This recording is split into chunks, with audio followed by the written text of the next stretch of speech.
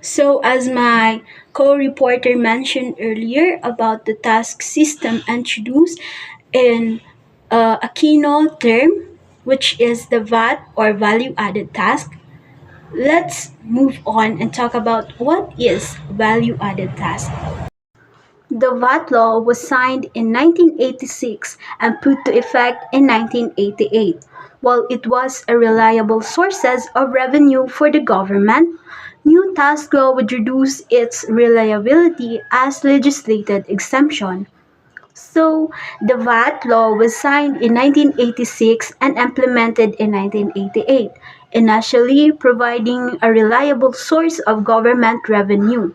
However, new tax law with legislated exemption may reduce the reliability of VAT as a revenue source because when we say exemption, means fewer good and services na sakop ng VAT na nagdudulot ng mas kaunting kita na nakokolekta.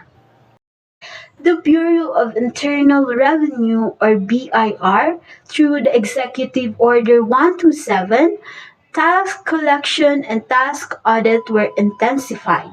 Computerization was introduced and corruption was relatively reduced, which improved the trust in the BIR in general.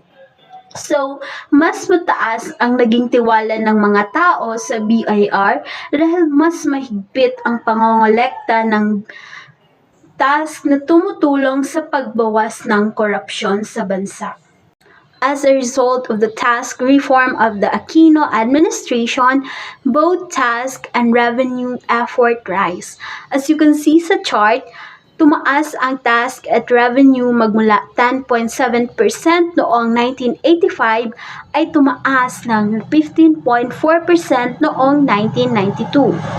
Nagkaroon naman ng great political stability during the presidency of Fidel Ramos in 1992 that allowed for continuing economic growth.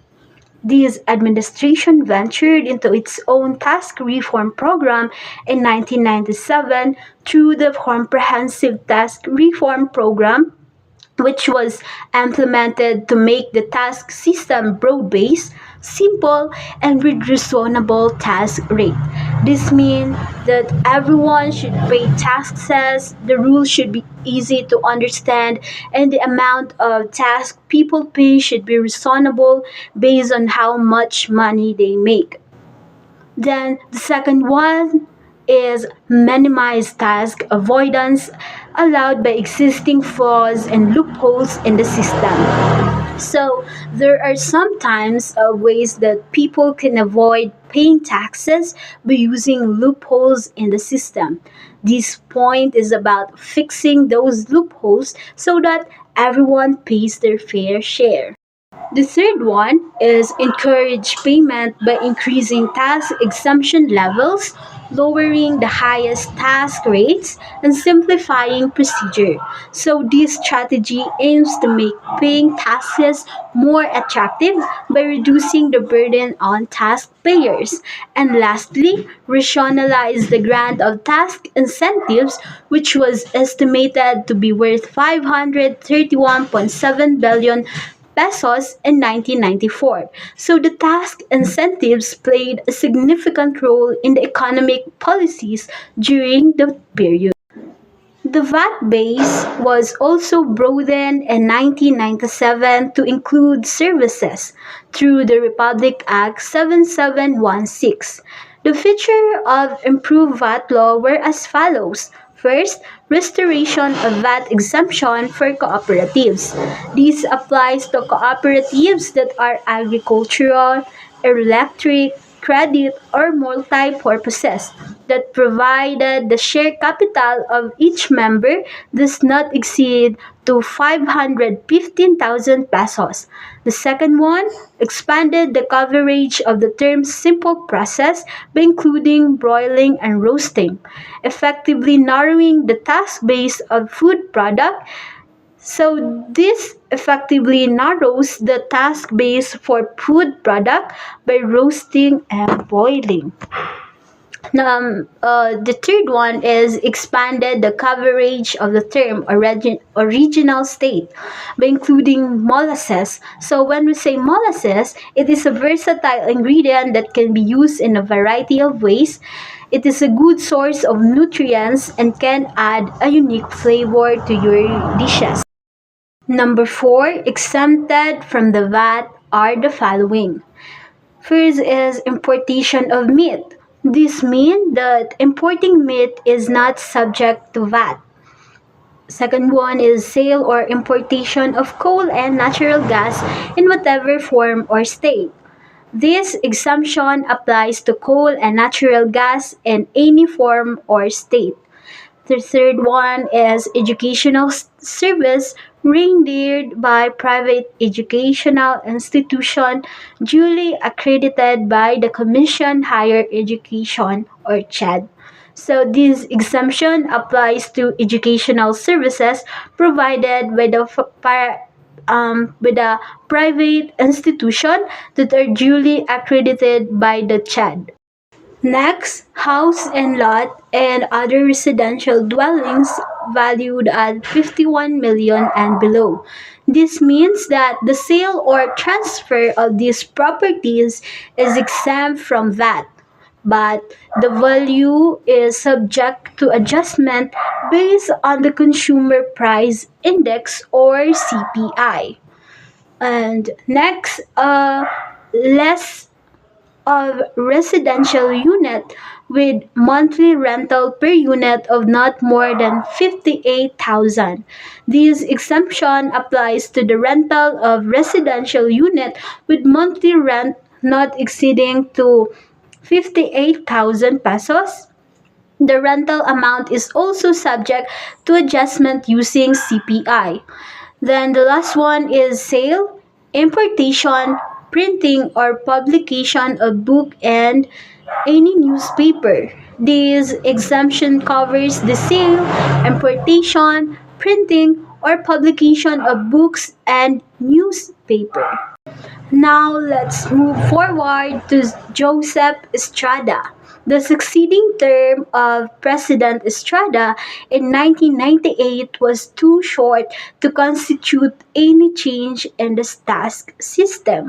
Then the Vice President Gloria Macapagal Arroyo was swept to power through another EDSA revolution. So, as a president, she undertook increased government spending without adjusting tax collection. This resulted in large deficit from 2002 to 2004. At dahil sa large deficit na nangyari, the government had to look for additional resources of revenue. So, in 2005, the Expanded Value Added Tax or EVAT was signed into law as Republic Act 9337.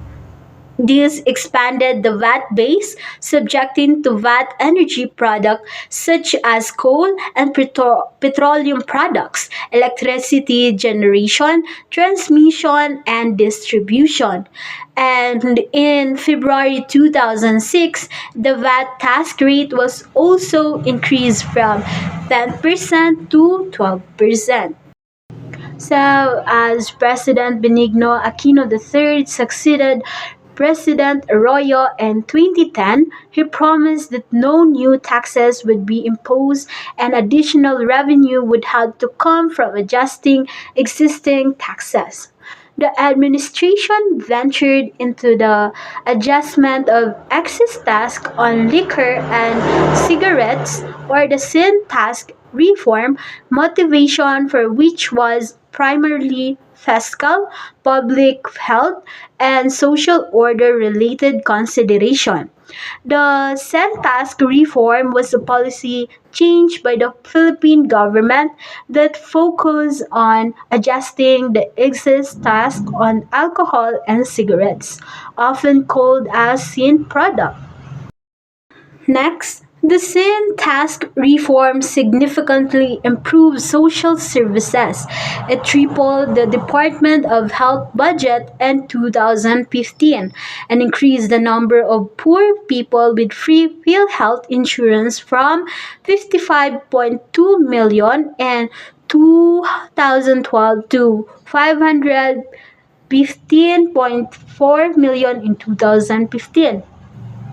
Ang Sintas reform ay nagpapakita na ang pagtaas ng buwis sa ilang mga produkto ay hindi lamang maaaring magdala ng mas maraming pera para sa gobyerno, kundi maaari ring humantong sa mga pagpapabuti sa mga serbisyong panlipunan, lalo na sa pangangalagang pangkalusugan.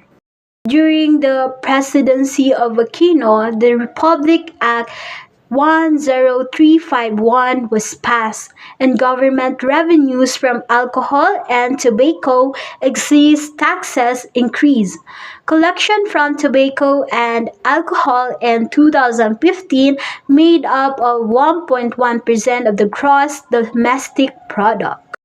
Next, the administration of the new President Rodrigo Duterte promised tax reform, particularly in income taxes, as it vowed to lower income tax rate shouldered by working Filipino. Dahil dito, isa sa pinakamataas na buwis sa kita sa Southeast Asia ang Pilipinas. The proposed tax reform also seeks to limit VAT exemption and increase excise taxes on petroleum product and automobiles. So, ito ay maaaring magdulot ng mas mataas na presyo para sa mga mamimili, ngunit maaari ring magbigay ng pondo para sa mga programa ng gobyerno because the proposed tax reform aims to increase government revenue by expanding the VAT base and raising excess taxes on fuel and cars.